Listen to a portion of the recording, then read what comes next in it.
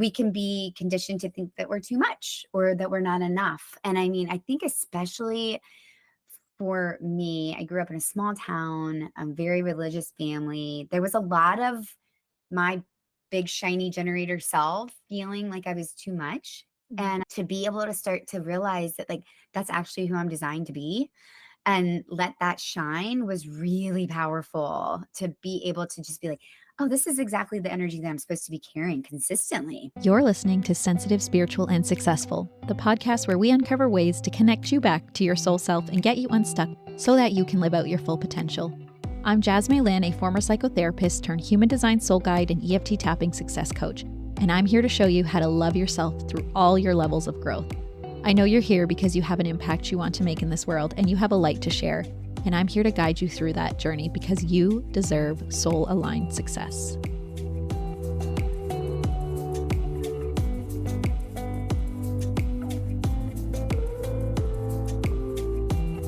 Hi, everyone. I have Stacie Barber here with me. She is one of our speakers at the Ultimate Human Design Summit, and I am so excited to be chatting with her today.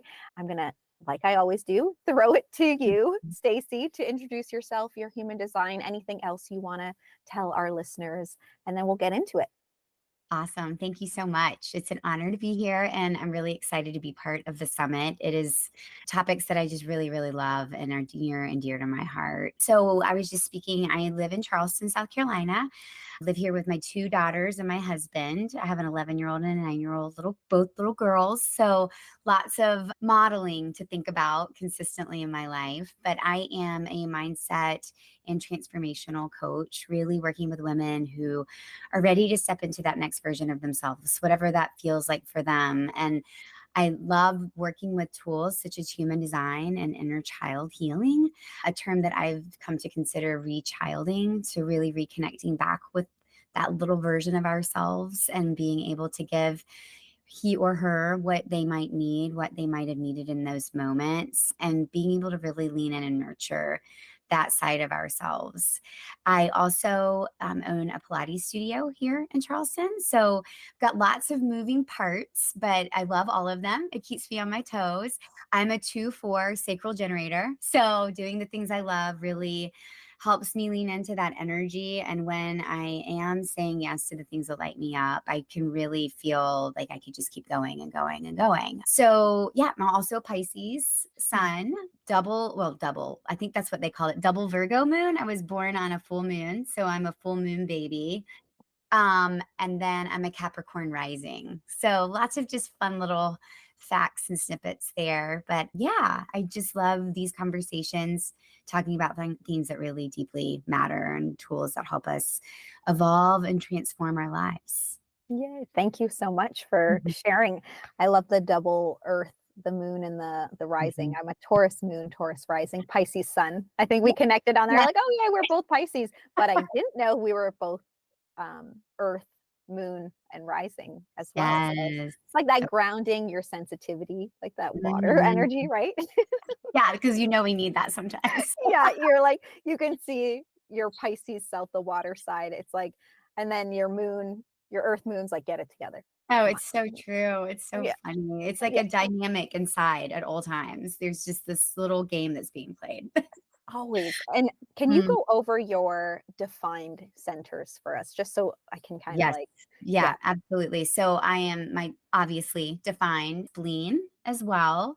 I also have the heart or ego center defined, which I feel is really fun and unique. And then my ajna and my crown are defined. So I've actually got a decent amount of definition in my chart, which can be really great, and then it can also be challenging. My husband has a lot of undefined centers in his chart. So it's fun to sort of play with how that dynamic works and figuring out, how to really honor that in one another has been an interesting, the more I learn about it, the more I know, which is beautiful. But yeah, I find that has been really, it's so wild to learn about it, that you can see that those definitions have played a part in my entire life. You can look back and see that. So yeah, a decent amount of definition. And funny little tip, both of my daughters are emotionally defined. And my husband and I are both like not non-defined emotional. So if you can imagine how that, we're sort Mm. of working with all of the big feelings at times without attaching to them and Mhm. letting them sort of move through in a healthy way. So it's been really fun to lean into that. I feel like we should have a conversation about parenting and then looking at our children's design, because my daughter's the only one who has an open emotional solar plexus. So I Mm. try and be mindful of that because she's just being bombarded, and she has a 2-year-old brother. My husband's emotionally defined. I'm emotionally defined. Like, I'm like, oh, that poor, like, just go into the other room. Like, It's don't so even, true. like, I want to be next to you, but like, just save yourself. You'll understand when you're older why I'm telling you just to go, like, go relax. Because I Yes. can feel, my emotional wave, or I can see, my son or my husband, and I'm just like, if it doesn't concern you, honestly, just go somewhere else. Like, Yes, it's so really don't get true. attached to it, because It's so it's true. it's a storm, and I can just, she's so sensitive. She has a lot of openness as well in her open identity center, and like, Yeah, I think that's yeah. beautiful. I think something that I try and remind myself is, like, how was I feeling before? Like, how was I feeling when no one else was around? Was I okay? And 99% of the time, the answer is yes, and I'm just, being affected by other emotions that are coming into my aura and my sphere. And so if I can just look at it that this has nothing to do with me, I'm coming back to myself that, like, I'm okay, that has helped me a lot with going into the preteen years with my oldest, to be able to realize that this is just a wave that she's going through, and that if I can just be a support system to stand in my solid grounding of being good internally, I can allow her to have the fluidity to move through that. So I find that that's, yeah, it's challenging, I find, as a female, as a mom, to not take things personally, because I feel like for so often I have and we do, but it's been really empowering to be able to sort of step back and detach a little bit. Yes. Yeah. Mhm. And that's what human design was created for, right? That's what Ra said. It's for our children. And so parenting, and then also reparenting, which we'll get into a little bit more, reparenting so that you can do that deconditioning work and come back to yourself. Beautiful, Mhm. Mhm. beautiful stuff. 100%. Mhm. We'll jump right in. What is currently lighting you up, Stacie, or what are you currently working on? Yeah, well, I just finished up my presentation for the summit, which was really beautiful to lean into, really looking at the conditioning of the centers and leaning into how that can affect and has affected our inner child, our inner self, and being able to really start to contemplate and ask our questions around, is this mine? Is this not mine? Is this something that I adopted from childhood, or that I was told, or that I really just sort of soaked up from my environment? So that has just been really beautiful. And that also leans into a signature program that I'm working on right now, that explodes the whole topic around inner child, human design, how they can both integrate and start to really, lean into the next version of healing, so that especially as women, we can drop what's no longer needed, lean into who we are, the soul of who we were meant to be and who we're defined to be, while also nurturing all the parts of us that are still very much alive. So that work for me is just so personal for my own healing, and it's something I just love sharing with other people.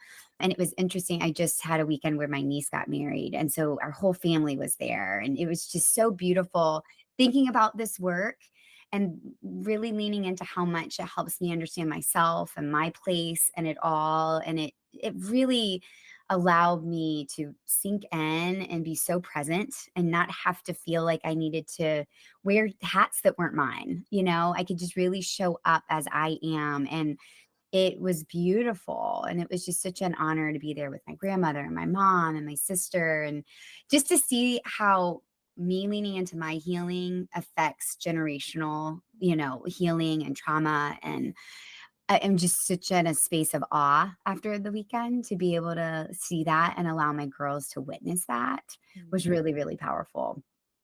So that, yeah, your work that you're doing actually impacts the whole family. and that Yeah. generations. Yeah. Yeah. Yeah. Definitely. You were Mhm. chosen in this Yeah. lifetime, right? Where they always say that. It's like there's always that one person in the family that has to go through all the, you know, hard inner work stuff. No, not necessarily hard, but it's also not easy, right? To No. face Mhm. yourself and your shadows and your conditioning, and it's a journey. So it's beautiful that you are actually somebody who's able to hold space and guide people through that, because, we all need somebody to help us kind of along in that journey. So Yeah. yeah, Absolutely. I think my next question is, what motivates you? Yeah, what inspires you or motivates you? But I was going to say, you can tell that like you being that guiding person Mhm. for people, seem very motivated by being able to do that for people. Yeah, absolutely. And I do find it so interesting, we'll get into a little bit of my story, I know, but leaning into each person's individual experience of a situation. My sister and I grew up together, and her version of our story is very different from mine. And it's interesting to me that mine has to be as it is, so that it prompts me to want to dig and heal and look at the things and move the shadows and start to really like open up. What does this all mean, and how does it affect who I am today? And the ancestral generational healing forward and back. It's just so wild, the lens in which I was given to see my experience. And I'm really grateful for that, because I can also see the opposite, and I'm always in an immense space of gratitude that was lit inside of me. So I really just, it's just fascinating to me how we can really rewrite, our story.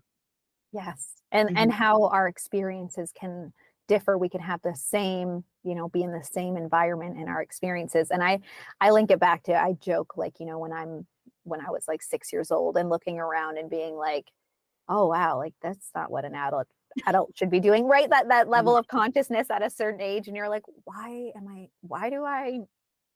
I seeing the world like this? Whereas Mhm. like, you just think other children are like la la la la la, and you're like, yeah, you need help and you need help. And like, this is not the way Mhm. it's supposed to be. And you're literally like 6, 7 years old and you're like, Same. you're adults? Yeah. Okay. Mhm.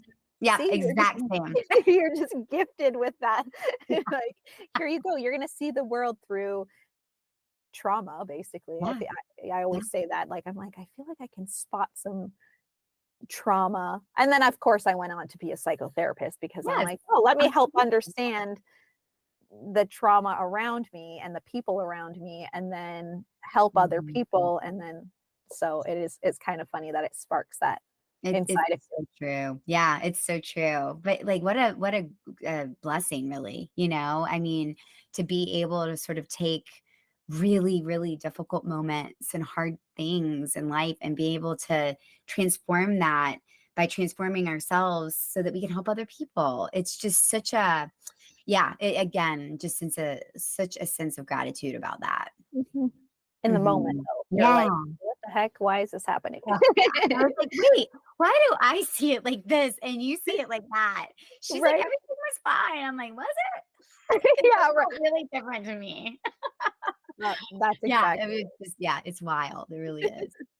How did you get into human design, or how did human design find you? Mhm. So let's see, back in 2019, I was going through one of a few coaching certifications that I've done. And this one was just really beautiful. And it was a gorgeous group of women that we went through the entire year with. And one of my cohorts just started talking about this thing that she learned about. And she was trying to decide, she was guessing what all of our types were. And, I sort of brushed it off a couple times and then started digging into it myself and was just completely fascinated by it. And what I love, my background is in science. I'm an occupational therapist. So the science behind it really helped sort of ground it for me. So having the spiritual aspect and that groundedness just really helped it land such a solid way. And so, of course I start, looking at my chart, and then I look at my husband's chart, and then I buy a book, and then I'm reading about the energy types, and I'm like, holy how? Like that, does he like, do they know who I am? And then I'm reading my husband and I couldn't believe it. And I Mhm. said to him, I said, come here, let me read this to you. And I read both mine and his, and he was like, holy smokes. So, then you just start to feel this validation of being seen. And I think about, like the Maslow's hierarchy of needs, a sense of belonging, safety, feeling seen, like it provided that for me. And so then, of course, it's this beautiful tool that you want to share with other people. And it's just been amazing to watch the light bulbs go off when you start to do a reading, it's just really beautiful. And I love that it's such a solid tool to lean in on, that people can refer back to and lean in on and find sameness with other people or differences. It's been really helpful, I think, for a lot of people in that way. Yes, and I love the way that you incorporate, when I reached out to you for the summit, I had this idea for inner child work and like looking at our conditioning through our centers. And it really is like when you look at this map of this energetic system that you have, you can see exactly where you've been operating. You probably want to look up your parents' chart or your grandparents' chart, right? Because you're like, okay, obviously I've been seriously conditioned. Like the Mhm. definition is who I am. That's the energy I carry. And it's like I said, on a couple other podcast episodes, it's like you still need to decondition sometimes the defined centers, but the One. open centers, yeah, like Mhm. what you take in and who you like attach, like, especially as an undefined identity center. It's like who I was like holding on to this identity, who was I trying to be, and all these things. Like you can Yeah. find that map within it. And so Mhm. I love it. Yeah, totally. On that note, in the summit, the presentation that I'm doing is really leaning into the undefined centers and the conditioning, but the workbook that I completed leans into defined and undefined because it's like we can be conditioned to think that we're too much or that we're not enough. And I mean, I think especially for me, I grew up in a small town, a very religious family. There was a lot of my big shiny generator self feeling like I was too much. Mhm. And to be able to start to realize that, like, that's actually who I'm designed to be and let that shine was really powerful to be able to just be like, oh, this is exactly the energy that I'm supposed to be carrying consistently. Yeah. So I do agree that I think it's really important to lean into both. And I love that, obviously you can't make the presentation like 2 hours long, Right. right? So I think a good part is, yeah, you're going to go through the undefined centers, but thank you for clarifying that your workbook goes Mhm. into the defined centers because honestly, owning who you are and that energy that you carry consistently is also part of the work. And so, yes, that is part Mhm. of, I'll just throw it in now.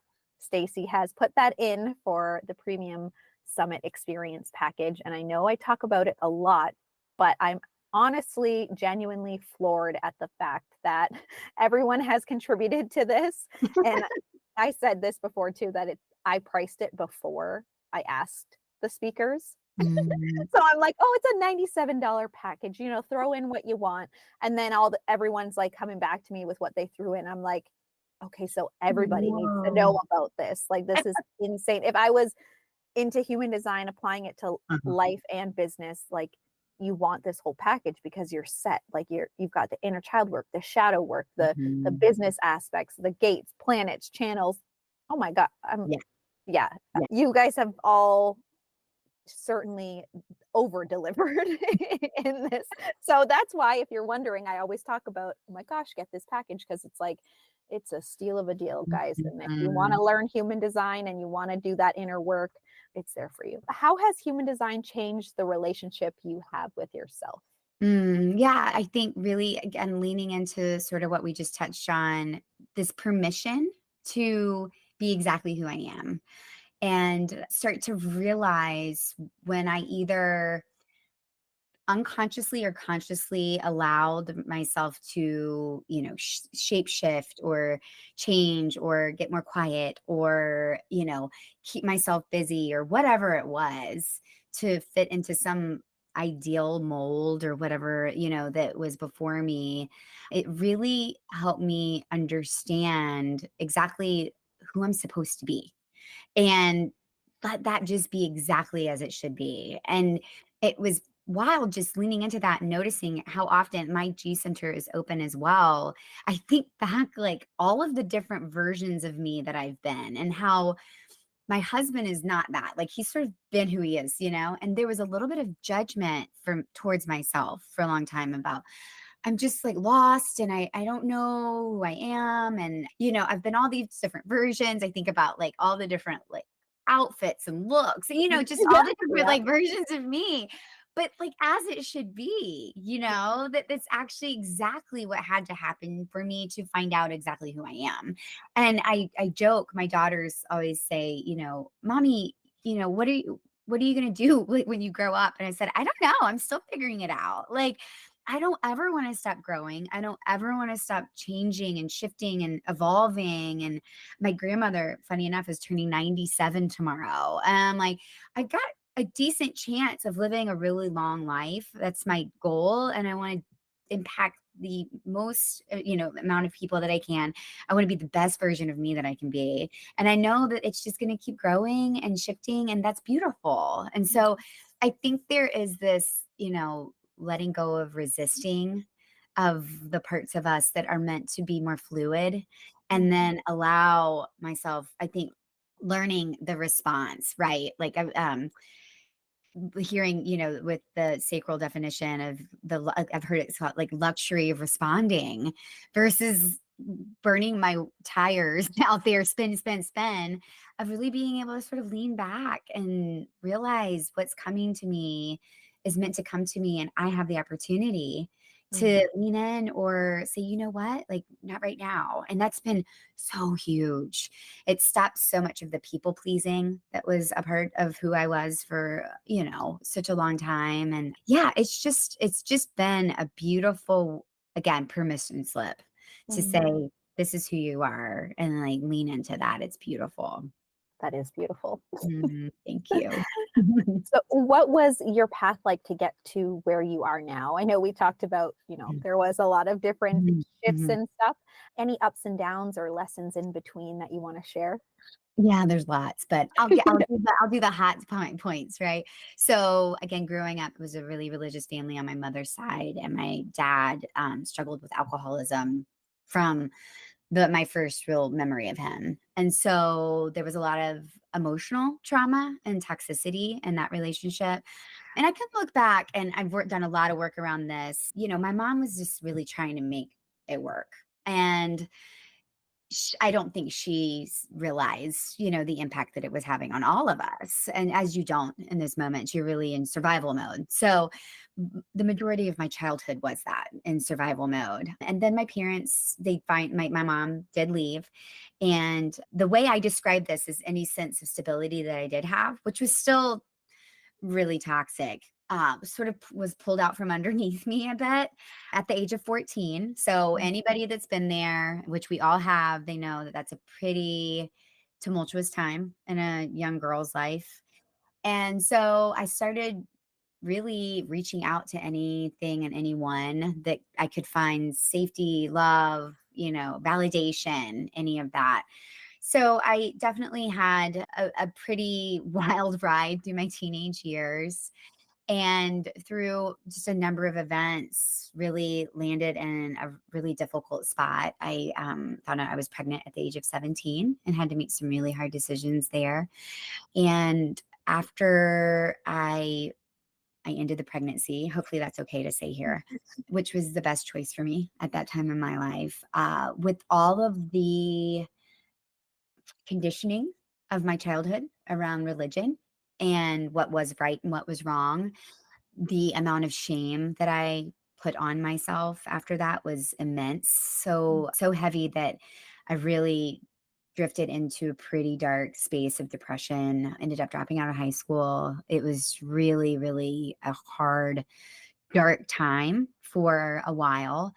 And the best way I can describe it is there was this remembrance at some point in that darkness of the light that still lived inside of me, and that I had what it took to get myself out. And leaning into, just our inner resilience, like that I can do this. And it was a slow hike out of what I considered a bit of a hole, but really leaned in, asked for help, got the help that I needed, and started shifting my life in really huge ways. And, have since gone through graduate school and things that I never would have imagined possible for myself. Married an amazing man, but like I look back and it was because I decided to lean in and like do what I needed. I chose me. I chose me over the darkness and the pain. And I'm just so grateful that I was able to receive the help that I needed in those times.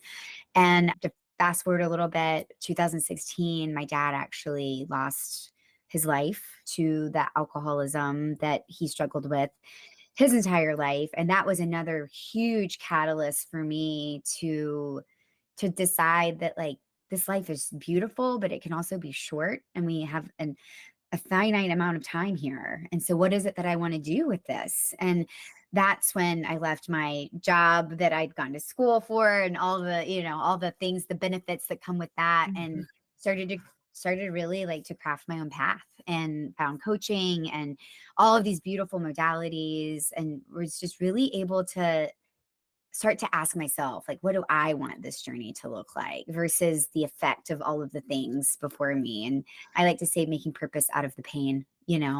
So it's been a wild ride, but when I stand where I'm at and I turn back around, I'm like, whoa, like you're here. And so it's, again, such an immense space of gratitude that like I survived a lot of things, and that I am really thriving now because of the beautiful people, the commitment to my growth, to leaning in. And like you spoke to, like being that kid that it was just sort of in me to keep finding the light. And so, yeah, that's in a nutshell, Mhm. sort of the path in which I came from.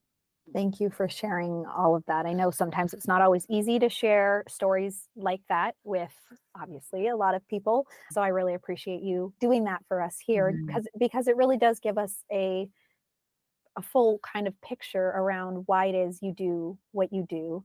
And it's funny, and you had said that you started to carve your own path before you knew you were a generator. Mhm, Right? mhm. Like, you're like, "Okay, now I need to just 100%. follow follow what I enjoy." So I went through that same process. So you went to graduate school, you became an occupational therapist Mhm. and working with that, right? That job, and it's all really great. And Yeah. so same thing, it's like I found human design, but that's what kind of gave me the push to say, "You know what? I'm gonna explore. I've got this undefined identity center. I've got this Why not? generator energy. I'm gonna just and I can always go back if I need to. I've got my Exactly. schooling, I can get my licensing back, but like, right now I'm just gonna go explore." So you did that before you even knew human I design. did, yeah. It's amazing that we're living our design when we don't even know. Right? You're like, "I gotta It just was like, follow." I saw the design, I'm like, "Oh, this Yeah. all makes sense." It really does. I love that. Thank you for Yeah. sharing that Yeah. about yourself as well. Thank you. Mhm. We'll keep going. So what are you most proud of, I guess, if you could sum it up? Mm, What are you most proud of when you reflect back on your journey? man, the thing that's coming to me is that I didn't give up on myself in so many ways. Like, there were so many opportunities to just be like, "Well, you messed that one up," or you were just dealt a bad hand, or, your baggage is just too heavy or too much. Like, you just need to settle. Like, this is good enough. And it was just that there's something. I go back, you mentioned this. It was like, I think I was 7 or 8 years old, and I remember making promises to myself internally that, like, you know, y this is not your story. You're not gonna just settle for things, the way that people treat you, like, how you end up. The vision was always bigger than my brain could actually comprehend. But there's a part of me that's still very much alive that, she's like, "Hold on." Like, wait a minute. Do you remember these promises that we made? Like, Mhm. you gotta lean into that. Like, she just doesn't let me give up on myself. And I'm just so grateful for that because gosh, that might have been the easier route in a lot of ways at the moment, to just be like, well, you know what? I'm just going to fold my cards. But there's just that, that generator buzz in me that's like, no, we're going to keep going. And so I would say that, yeah, just never giving up on me. Yeah. Do you have your root defined? No, I You don't don't. have your root defined. You Mhm. have your will center defined. Yes. When you were saying like you kept promises to yourself, I just remember like, yeah, it's like there's more to this. Yeah. Whatever I'm seeing, we won't get into my childhood trauma or anything, but like whatever I was seeing around me, it's like there's more to this. Like Yeah. there's more to this life than having to, like, I don't have to live life like this. No. Yes, 1000%. And I remember, I had a great uncle who sort of defied all odds. Like, he grew up in essentially like a little shack with like no running water. I mean, in a family of farmers, like he could have, and which is all great, right? But like he just chose that was not his story. And I just, as a kid, remember, watching him come in, and he was always dressed so nice, and he had his suits on, and he was so lovely. And still to this day is just one of the most kind humans. And it didn't change who he was, but he decided that there was more for him, despite what was happening in his life or the cards that he was dealt. And I just remember, I remember being so inspired by people like that as a young child, and being like, wow, they could have ended up like this, but they chose differently for themselves. And like, because I see them doing that, I know I can. Yes. And Hmm. I when you said, this person had a choice, we have a choice. And Hmm. I think that sometimes we can forget about that depending on how we're looking at our situation. It's like once you make a choice, right? I really do believe like once you make a choice, everything kind of starts to move and starts to align in your universe or whatever you want to believe. But if you believe in like a higher power, but the first thing is to make a choice Yeah. and then move from there and like the 1%, moving forward just a little bit, like you said, you started to get out of that hole little Hmm. by little. Not Hmm. that it was easy, you look back and you're like, oh, I got out of that, but it's like that 1% every day you're doing it, Yeah. you're doing it. Yeah. Yes, yes, it's so true. I think about the, boiling water analogy. It's just like, you like 1 degree below, it can just be sort of still water, but then you like bump it up just enough, and then things start happening. But like, it took time to get to that point. It doesn't just, you can't throw the pot on the stove and then all of a sudden water's boiling. It's like you're percolating, like your life, these little decisions, one by one, start to get you to this point where it's like, oh, okay. Now there's like real big movement that I can feel, but you had to take those little steps to get there. And so, Mm, yeah, it's just really powerful to be able, again, to like stand where you are and turn around and be like, wow, yeah. that was a lot. Mhm. And you're here. And you're Yes. here and you're guiding and you're a light for others. So I'm sure Mhm. everyone listening is like, well, we're glad that she's here to be able to share this information and make that impact. What piece of advice do you have for coaches and practitioners who are building their business? I would say, let's see what comes to me. Try and lean into like that initial response. It's funny. Okay, I know exactly how I want to say this. So, going back to my niece's wedding this weekend, she had a vision of what she wanted it to look like for over a year. She'd been planning all the details, all of the things, right? And so, as we know, we can have this perfect vision in our mind, and then there's reality, right? So, it started pouring the rain. It was an outdoor wedding. We had to wait. We ended up being able to come outside. We're walking through, and it's like, like puddles of water. I had steamed dresses for hours. They were covered. Like, it was perfect, though. And she said to me yesterday, I was talking to her, reflecting back, and she said, well, nothing went as I thought, but everything went beautifully. And that's perfect. And so I think if we can look at life, if we can look at business, if we can look at motherhood, if we can look at childbirth, all of it, we can create this ideal version of what we think it's going to look like. but being really mindful not to so deeply attach ourselves to that, that we don't actually let the process that it's going to evolve and roll out occur, because most of the time it's even more spectacular than we could have ever even imagined. But if we're so resistant to it looking a different way, then we're not just being present and allowing it to unfold as it shall. And so I think that that's just really, really important to start to lean into this idea of how can I move forward towards the vision, but then also surrender the details, surrender the steps, surrender the amount of time it's going to take, surrender how it looks, how it feels, but like keep the vision alive, keep the desire alive, but like Mhm. not stay so deeply attached that we actually miss the light and the beauty of it all. Right. Oh, I think a lot of people need to hear that. And Mhm. getting attached to details, yeah, it's like it has to go this way otherwise. And then, when I look back on my journey, I'm like, oh, that's why that happened. Oh, Mhm. that's why that happened. Right. Like So that makes, true. makes more sense. It's so Um, true. I know, it's so true. our last question here before we close out is, what do you hope those you teach or work with could better understand about you? I would say that, I think a lot of times when we're in this world, there's this fine line of doing work we love and then also, being fulfilled and making money doing these things. And I think that can feel really hard. I know it does for me. And there's important aspects of both of those, but I think really that like my intention is so true, that yes, I want to keep doing this work and I love it so much. And my life has deeply prepared me for it.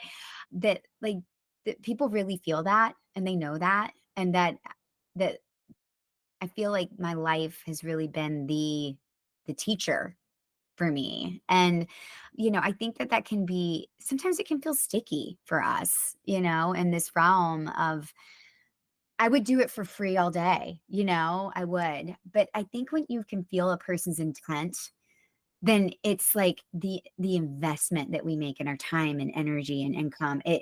You just you know that it's so powerful for both ends. It's this equal exchange of energy. And so I think that's it, that like I this work was placed in my heart a long time ago, and I just didn't know the words around it to be able to really explain that to people until I did. And so I really think that like my heart and intent is just so pure that I can see so much potential in each and every human being, and helping them see that in themselves is really the greatest gift to me, Mhm. to be able to be part of that with other people. So, yeah, I think that would be what I would hope other people would feel and know about me.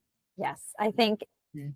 as you were speaking, I was thinking, somebody who has that lived experience, and that, I'm not saying, reading books and learning that way isn't good, but there is a level of, the experience that you've gone through and having had to find things that brought you out of dark places, and knowing that there is another side to it, that you can inspire others to say, it's hard right now where you are, Mhm. but like, and I did it by myself, or I had maybe some support that I was lucky to have, and now I'm going to give back in return to Mhm. be that support for other people. And I think that yeah, like a lot of people really value that in Mhm. if they decide to work with you, or if they connect with you, there's just a lot of value in that, I believe. Yeah. Yeah, absolutely. And I think it's that it was when you were speaking, it was that message of like, don't ever give up on yourself, Yeah. and because I know that by me not giving up on myself, it allowed me to land here. And so it's like, we're all worth it. We're all worth all of it, And so just helping people remember that and helping sort of spur that on, that like, no, no, no, it's worth it. Let's keep going, like you are worth it. Don't give up on yourself. Mm, yes. And I Hmm. think with that, I'm going to ask you, actually, how can people connect with you? How can people reach out? Absolutely. Yeah. Yeah, definitely. So I'm on Instagram. I'm Stacie Barber Coaching. That's my handle. And then my website is staciebarber.com. And I'm Stacie with an IE, which sometimes gets a little confusing. Yeah, those are really the best ways. And I'm also open to people just emailing me directly. So my email is stacie.barber@gmail.com. Yeah, all with an IE. But any of those places, I would love to be able to connect and just lean in. There's some beautiful resources on my website. You can see the programs that I offer. And then, on Instagram, just consistent, trying to, inspire and help other people remember their light. Mhm. And I think Mhm. I want everyone to know, if you want to connect with Stacie, she is going to be talking about this topic at the Ultimate Human Design Summit. I know you're going to learn so much.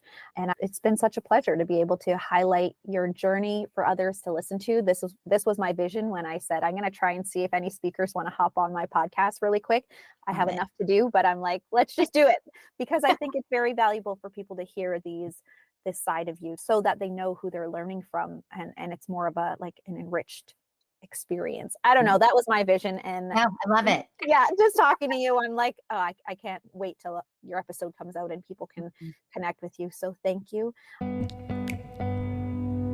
And that's it for today's episode. Please share it with anyone else who wants to learn more about human design, or anyone who may be on their personal growth and spiritual development journey. You can DM me on Instagram to talk about what resonated with you, what you learned about yourself. I love hearing about human design in real life, so I really appreciate those conversations. And if you would like, you can leave a comment, a review, a rating, and subscribe to the podcast. That support means the world. Thank you so much for listening. I know time is a valuable currency. Take care.